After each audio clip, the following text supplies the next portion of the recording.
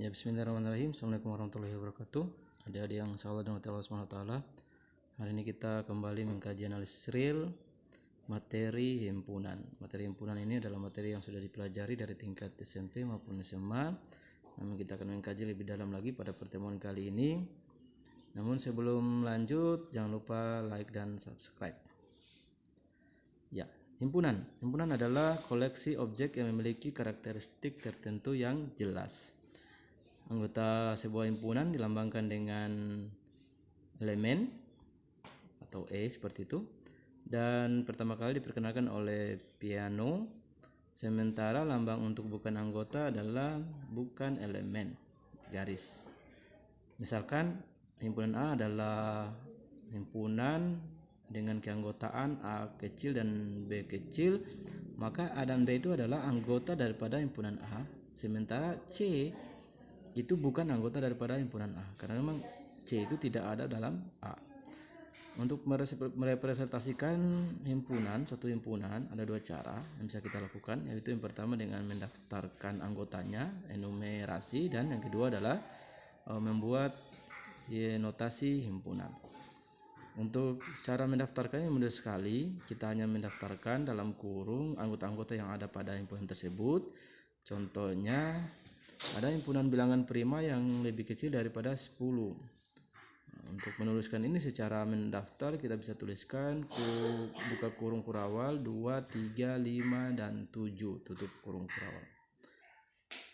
Dan untuk membuat notasi himpunan, ini juga lebih sederhana lagi. Kita hanya meletakkan sebuah variabel yang dibatasi dengan tanda ini, sedemikian sehingga.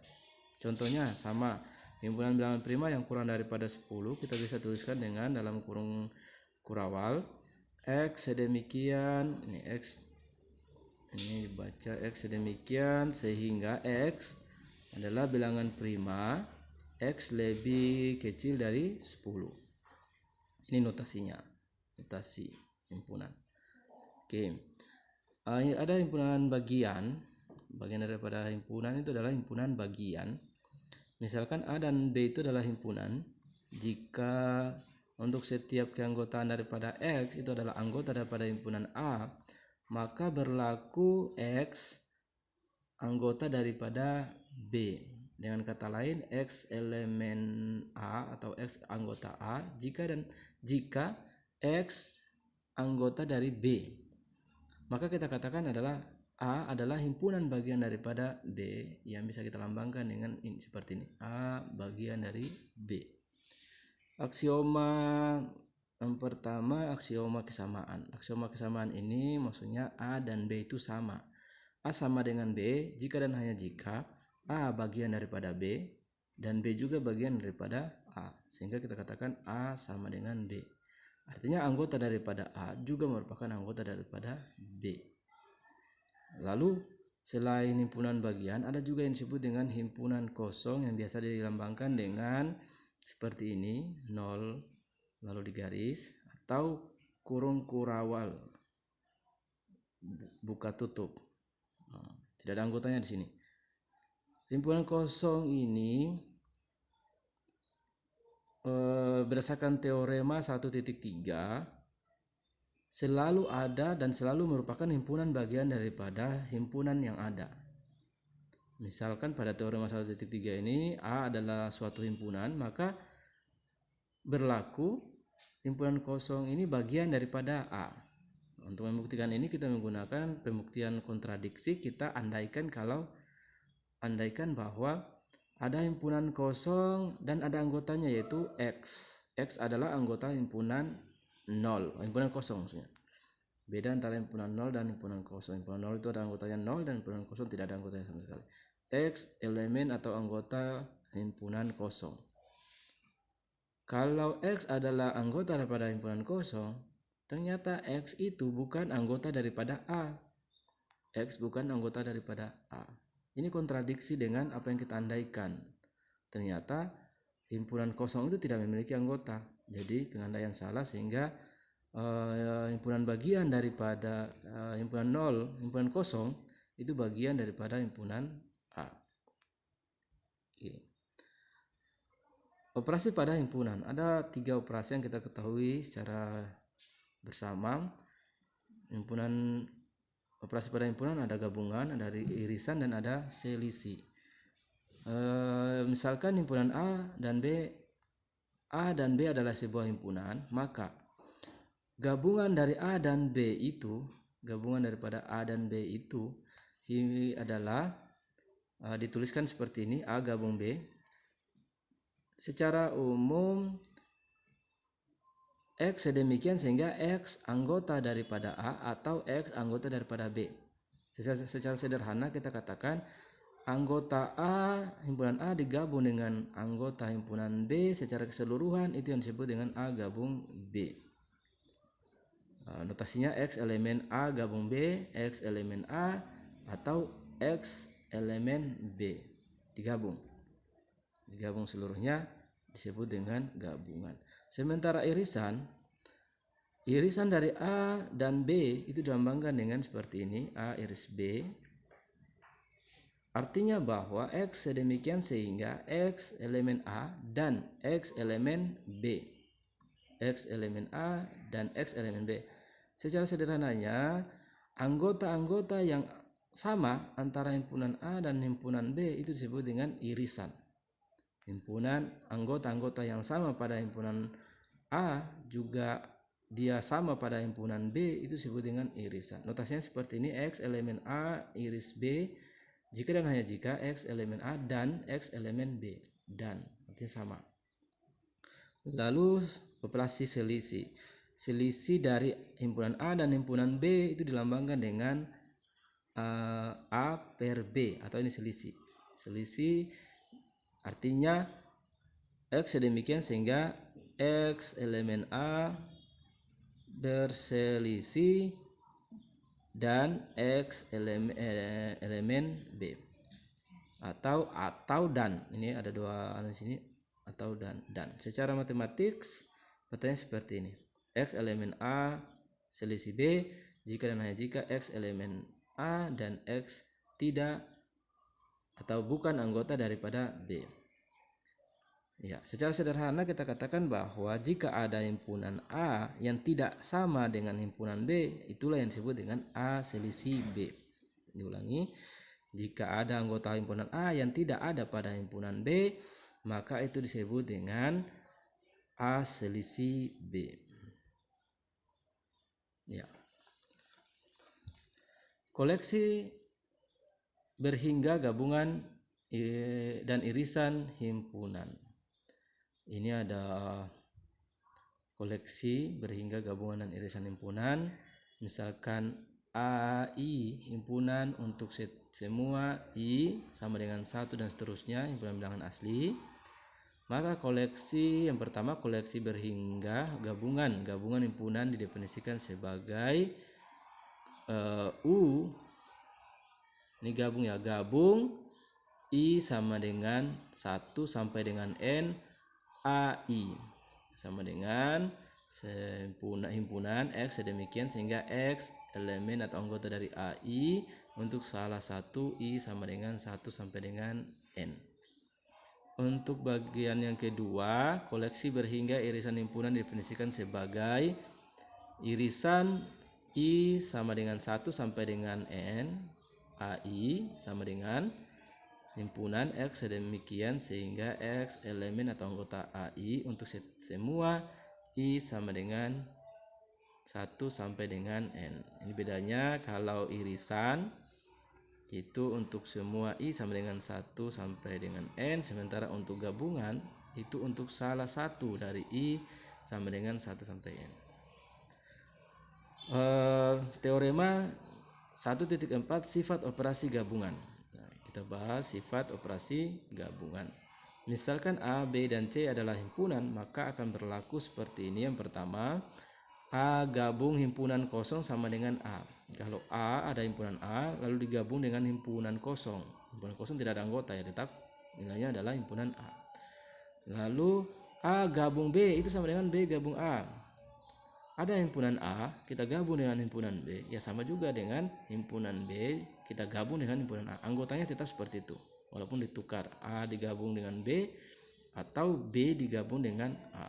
Tetap anggotanya seperti itu, tidak ada perubahan. Yang ketiga, A gabung dalam kurung B gabung C. Jadi di sini B dulu digabung dengan C, baru digabung dengan A. Itu sama sebenarnya dengan A dulu dengan B digabung, baru hasilnya digabung lagi dengan C. Ini sama, ya. Ini bersifat asosiatif. Bersifat asosiatif. Kalau ini yang kedua ini bersifat komutatif. Kalau yang pertama ini bersifat identitas. Lalu yang keempat, A gabung A. Ya tetap kalau A digabung, anggota himpunan A digabung dengan anggota himpunan A, ya tetap nilainya atau anggotanya adalah himpunan A. Tidak berubah, tidak jadi B, tidak jadi C, tetap A. Ya dia digabung dengan dirinya sendiri. Lalu yang kelima, A bagian daripada B. Himpunan A itu bagian daripada himpunan B jika dan hanya jika A gabung B sama dengan B. A gabung B sama dengan B. Ya, himpunan A akan merupakan bagian daripada himpunan B jika dan hanya jika kalau A digabung dengan B itu sama dengan B. Nah, ini sudah diketahui secara umum. Sifat operasi gabungan. Untuk sifat operasi irisan sama juga sebenarnya, dia juga bersifat sama dengan sifat gabungan. Ada sifat identitas untuk bagian pertama, ada sifat komutatif untuk bagian kedua, dan asosiatif untuk bagian yang ketiga, serta bagian yang keempat juga sama. Kalau A iris A, ya dia iris diri sendiri, tetap nilainya A. Nah, ya, ini yang beda mungkin saya ulangi, maaf ya saya ulangi. Ini untuk A iris 0 sama dengan 0. Ya, ini beda ya, beda antara sifat yang pertama pada sifat gabungan. Kalau A gabung 0 itu hasilnya A digabung dengan himpunan kosong, A digabung dengan himpunan kosong nilainya A. Sementara kalau A diiris dengan himpunan kosong, maksudnya kalau A diiris dengan himpunan kosong, anggotanya tetap tidak ada yang sama. Ya, makanya nilainya himpunan kosong. Sementara kalau A iris A itu tetap A. A iris dirinya sendiri tetap A, sama dengan A gabung A sama dengan A. Lalu yang berikutnya yang terakhir, A bagian daripada B, himpunan A bagian daripada himpunan B jika dan hanya jika A iris B sama dengan A. Kalau yang tadi A bagian daripada B jika dan hanya jika A gabung B sama dengan B. Kalau untuk irisan, A bagian daripada himpunan B jika dan hanya jika A iris B sama dengan A. Ya. Yang berikut sifat distributif. Sifat distributif pada tiga himpunan A, himpunan B, dan himpunan C, maka akan berlaku seperti ini. Yang pertama, A iris B gabung C. B gabung dulu dengan C, lalu diiris dengan A, itu sama artinya dengan A iris B gabung A iris B gabung A iris C. Ini sifat distributif. Berlaku juga pada himpunan, bukan saja untuk bilangan, berlaku juga untuk himpunan. Begitu pula A gabung B iris C. B dengan C, B iris C dulu baru digabung dengan A, itu sama artinya dengan A gabung B iris A gabung C. Ini sifat distributif juga. Ya. Lalu sifat De Morgan, misalkan A, B, dan C adalah himpunan, maka berlaku A selisih dari B gabung C itu sama dengan A selisih B iris A selisih C. Saya ulangi, A selisih B gabung C sama dengan A selisih B iris A selisih C. Yang kedua, A selisih B iris C, A selisih B iris C itu sama dengan A selisih B gabung A selisih C. Ini sifat De Morgan. Dan sifat distributif Ini sama tadi ya, seperti yang tadi yang sudah kita bahas sebelumnya. Fungsi. Nah, sekarang setelah kita bahas himpunan, kita bahas fungsi. Fungsi ini agak unik daripada himpunan dan mungkin kelanjutan daripada sebuah relasi. Makanya nanti setelah kita bahas, sebelum kita bahas fungsi, kita akan bahas dulu apa itu relasi. Dari dua himpunan kita juga bisa membuat himpunan baru yang berisi pasangan terurut dari anggota-anggota kedua himpunan ini. Misalkan hasil kali, kita definisikan dulu hasil kali Kartesius. Misalkan A dan B adalah himpunan, hasil kali Kartesius A dan B yang dilambangkan dengan A kali B didefinisikan sebagai himpunan A, B sedemikian sehingga A elemen himpunan A dan B elemen himpunan B. Contoh misalkan A adalah sebuah himpunan anggotanya 1 dan 2. B anggotanya adalah sebuah himpunan dengan anggota A, B dan C. Kalau A kali B, hasil kali A dan B itu adalah 1, A, 1, B, 1, C. Lanjut lagi 2, A, 2, B, 2, C. Ini hasil kali A, himpunan A dengan himpunan B. Atau sebaliknya, kalau B hasil kali dari B himpunan A dengan himpunan B dengan himpunan A, tadi himpunan A dengan himpunan B, sekarang himpunan B dengan himpunan A. Kita balik A, 1, A, 2, B, 1, B, 2, C, 1, C, 2. Dan ini berbeda antara hasil A kali B dengan B kali A, berbeda. Posisi yang berbeda itu ada pada posisi A dan posisi mana duluan, apakah 1 dan 2 duluan atau A, B dan C yang duluan. Relasi dari himpunan A ke himpunan B adalah himpunan bagian tak kosong dari A kali B. Relasi itu sebenarnya lebih sederhana kita sebut dengan hubungan antara hasil kali A dengan B. Jadi jika R relasi dari A ke B, maka R itu adalah himpunan bagian daripada A kali B. Dan R itu tidak kosong. R adalah himpunan tidak kosong, ada nilainya. Dari konsep relasi ini kita turunkan konsep fungsi yang merupakan relasi dari aturan setiap anggota himpunan I berpasangan dengan tepat satu anggota himpunan yang kedua. Saya ulangi, relasi itu adalah turunan dari konsep fungsi yang merupakan relasi dengan aturan setiap anggota himpunan pertama berpasangan dengan tepat satu anggota himpunan kedua. Fungsi. Jika F memetakan A ke B, ini dibaca F memetakan A ke B, fungsi memetakan A ke B, itu suatu fungsi, maka df-nya itu sama dengan A. Df ini adalah daerah asal, domain fungsi yang ada adalah himpunan A, dan RF ini range atau daerah hasil adalah bagian daripada himpunan B. Tidak semuanya, tapi bagian daripada himpunan B. Jadi fungsi memetakan A ke himpunan B adalah fungsi jika memenuhi daerah asalnya atau domainnya adalah domain daripada F itu adalah A, dan yang kedua jika A, B dan A,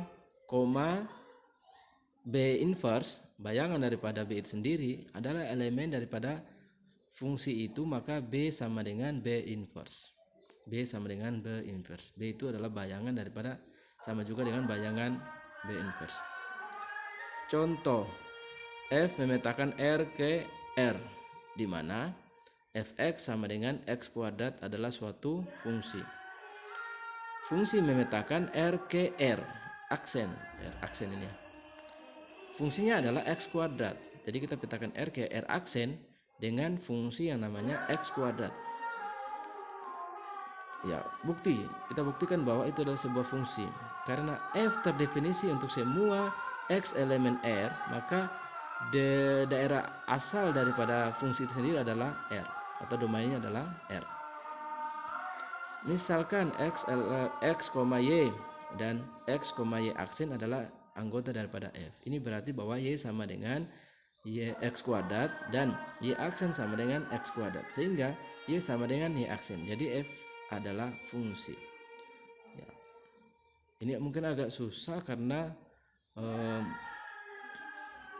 kita tidak tahu angkanya, tapi kalau kita artikan dalam sebuah angka, misalnya 2, 2,